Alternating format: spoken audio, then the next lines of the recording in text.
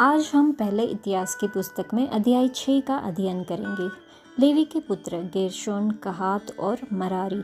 कहात के पुत्र अमराम, यिशहार, हेब्रोन और उज्जीएल। अमराम की संतान हारून, मूसा और मरियम। हारून के पुत्र नादाब, अबीहू, एलियाजार और इत्तामार। एलियाजार से पिनहास, पिनहास से अबीशू, अबीशू से बुक्की, बुक्की से उज्जी, उज्जी से जरहिया, जरहिया से मरायोत, मरायोत से अमरिया, अमरिया से अहीतूब, अहीतूब से सादोक, सादोक से अहीमास, अहीमास से अजर्या, अजर्या से योहनान और योहानान से अजर्या उत्पन्न हुआ। फिर अजर्या से अमरिया, अमरिया से यहीतूब, यहीतूब से सादोक, सादोक से शल्लुम, शल्लुम से हिल्किया, हिल्किया से अजर्या, अजर्या से सराया और सराया से यहोसादाक उत्पन्न हुआ। और जब यहोवा यहूदा और यरूशलेम को नबूकदनेस्सर के द्वारा बंदी बना करके ले गया, तब यहोसादाक भी बंदी होकर गया।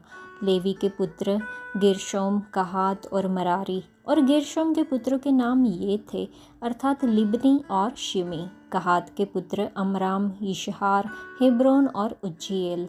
मरारी के पुत्र महली और मूशी।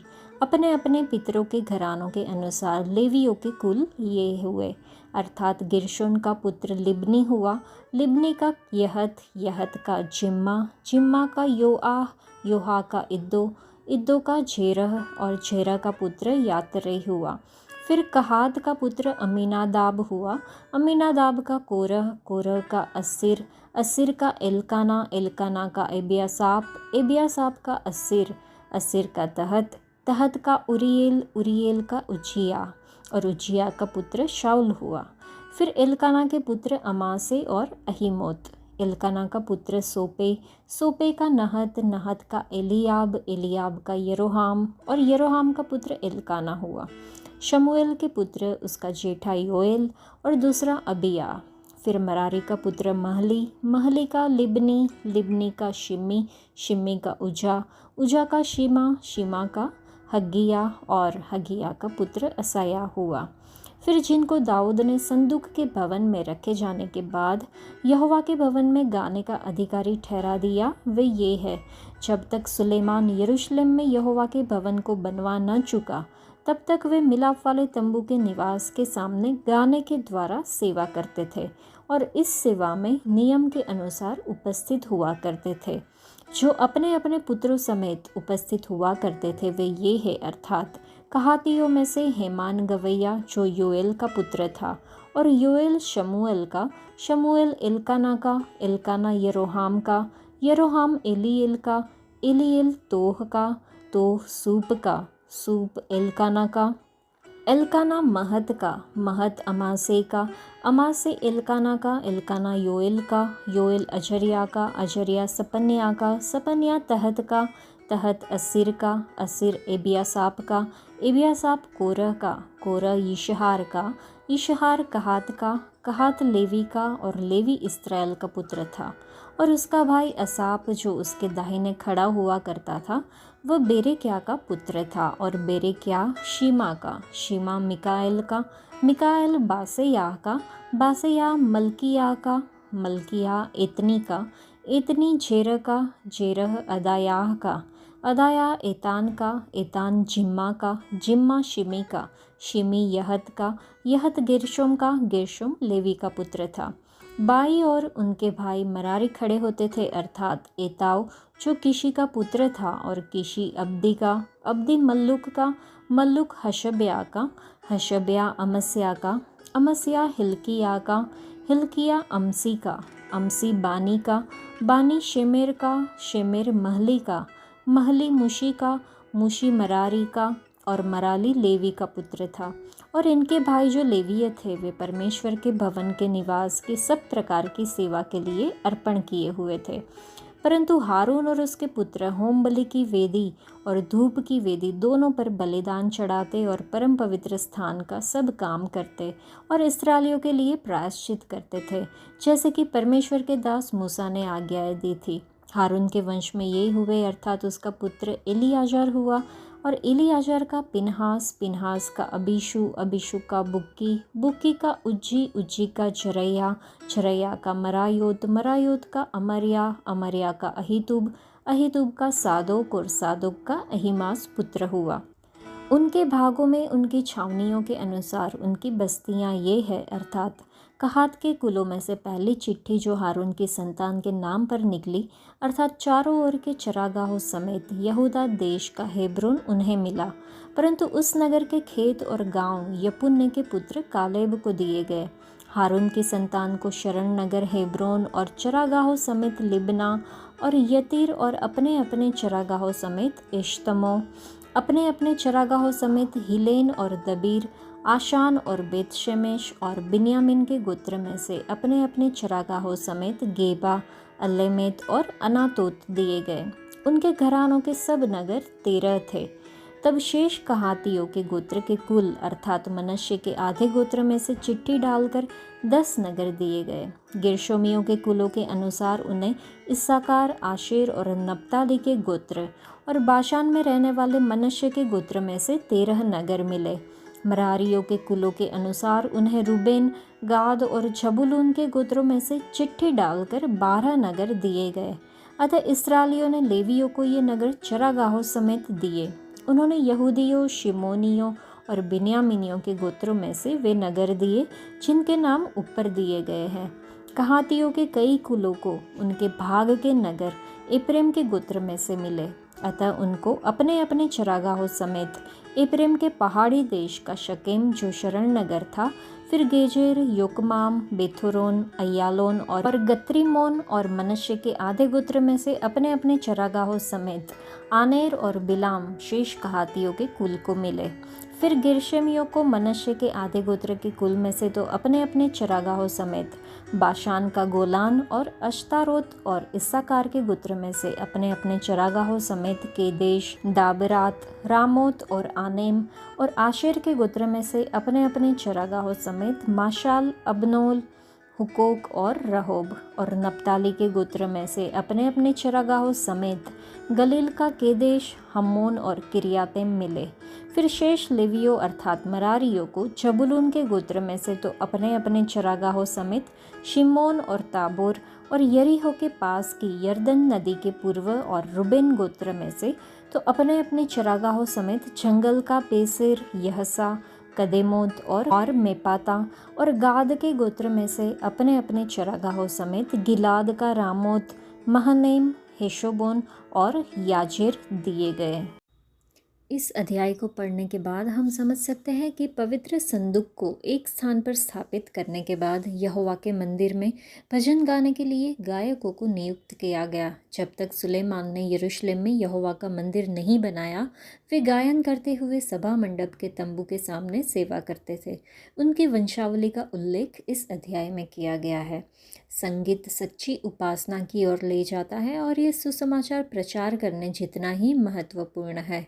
हम भी प्रभु के मंदिर में गायन या स्तुति आराधना की अगुवाई करके अपनी प्रतिभाओं का उपयोग कर सकते हैं। भजन संहिता में लिखा है, वीणा और गायन के साथ यहोवा की स्तुति करो। प्रभु हमें उनकी स्तुति करने और उनकी उपस्थिति में भजन गाने के लिए बुलाते हैं। तो चलिए हम भी अपनी प्रतिभाओं के माध्यम से यहोवा प्रभु की महिमा करें। इस अध्याय में हमने अमराम के बच्चे के बारे में भी देखा जो हारून, मूसा और मरियम थे। अमराम एक लेवी वंश का था। उसकी पत्नी का नाम योकेबेद था। यह परिवार यहोवा के मार्ग पर चलता था। उन्होंने परमेश्वर से प्रेम किया, उन पर विश्वास किया और यहोवा की इच्छाओं का पालन करते हुए उनके आशीष प्राप्त किए। यह परिवार परमेश्वर से विशेष रूप से आशीर्वादित था। इसलिए उनके पुत्र हारून को महायाजक, मूसा को नेता के रूप में चुना गया, जिसने इस्राएलियों को मिस्र की दासता से छुड़ाया, जिन्हें यहोवा की महिमा देखने का अवसर मिला और पत्थर की पट्टिकाओं पर परमेश्वर की आज्ञाएं भी प्राप्त हुई। उनकी बेटी मरियम भजन गायिका और भविष्यद्वक्ता बनी। चलिए हम ऐसे माता पिता के लिए यहोवा की स्तुति करें। राजा की आज्ञा का उल्लंघन करते हुए 3 महीने तक मूसा को छुपाने के लिए इन माता पिता ने यहोवा पर कितना बड़ा विश्वास और साहस दिखाया होगा। सोचे इन 3 महीनों में उन्होंने इस बच्चे के लिए कितनी प्रार्थनाएं की होगी। और फिर जब उन्होंने मूसा को एक बेंत की टोकरी में रखकर नील नदी के किनारे छोड़ा तो परमेश्वर द्वारा दिए गए उनके ज्ञान के बारे में सोचे। उन्होंने टोकरी को अंदर और बाहर चिकनी मिट्टी और डामर से इस प्रकार सील कर दिया कि उसमें पानी न घुसे। उन्होंने उसे ऐसी जगह रखा जहाँ नदी का बहाव उसे बहाकर ले जाए और वह मगरमच्छों से सुरक्षित रहे। क्या यह अद्भुत ज्ञान, साहस और विश्वास हमारे जीवन में भी है? उनकी बेटी मरियम के साहस और कुशलता के बारे में सोचे। निश्चित रूप से उसके माता पिता ने उसे निर्देश दिए होंगे। उसने न केवल फिरौन की बेटी से बात करने का साहस किया, बल्कि उसने चतुराई से अपनी माँ को बच्चे की देखभाल के लिए नियुक्त करवाया। चलिए हम इन माता पिता का धन्यवाद करें जिन्होंने मरियम को ये सिखाया। मरियम एक भजन गायिका भी थी। उसने डफ बजाया और गीत गाकर यहोवा को महिमा की। आज इस खतरनाक दुनिया में कई पापी मगरमच्छ हमारे बच्चों को नष्ट करने के लिए तैयार बैठा है, लेकिन जिस प्रकार बेंत की टोकरी ने मूसा की रक्षा की, उसी प्रकार परमेश्वर का वचन हमारे बच्चों की रक्षा कर सकता है। जैसे डामर और चिकनी मिट्टी ने टोकरी में पानी को घुसने से रोका, वैसे ही यीशु मसीह का लहू हमारे बच्चों को दुनिया के खतरों से ढक सकता है और उनकी रक्षा कर सकता है। चलिए हम ये प्रार्थना करें कि यहोवा उन सभी माता पिता और दादा दादियों को आशीष दे जो इस वचन को पढ़ रहे हैं और अमराम के परिवार की तरह आशीर्वादित पीढ़ी का पालन पोषण करें। दाऊद जो इस्राएल के मधुर गीतकार थे, यहोवा की भक्ति को गीतों के माध्यम से व्यक्त करने में विशेष रुचि रखते थे। उन्होंने लेवी के सभी वंशों से पुरुषों को गीत सेवा के लिए चुना। हेमान को कहात के घराने से, आसाप को गिरशोम के घराने से और एतान को मरारी के घराने से। इन सभी का उद्देश्य यहोवा की सेवा में भक्ति और निष्ठा के साथ सम्मिलित होना था। हेमान शमूएल भविष्यद्वक्ता का पौत्र था। हेमान योएल का पुत्र था जो शमूएल का पुत्र था। बाइबल कहती है कि योएल शमूएल के मार्ग पर नहीं चला। हालांकि शमूएल का बेटा यहोवा की आज्ञाओं का पालन नहीं कर पाया, लेकिन उसका पोता हेमान इस मार्ग पर चला। धर्मी व्यक्तियों के आशीष उनके वंशजों तक पहुँचते हैं, भले ही कुछ पीढ़ियाँ इसे खो दे। दाऊद द्वारा इन पुरुषों को भजन गाने की सेवा का नेतृत्व करने के लिए नियुक्त करना यह दर्शाता है कि संगीत के द्वारा यहोवा की उपासना महत्वपूर्ण, योग्य और अनिवार्य है। गीतों के द्वारा परमेश्वर के अद्भुत कार्यों की घोषणा करने का हमें विशेष अधिकार मिला है। तो क्या हम यहोवा की स्तुति करने में रुचि रखते हैं और आनंदित होते हैं? ये हमें सोचना होगा। लेवीय यात्रा मंडप को उठाकर ले जाने और उसमें उपयोग किए जाने वाले सभी पात्रों की देखभाल करने के लिए जिम्मेदार थे।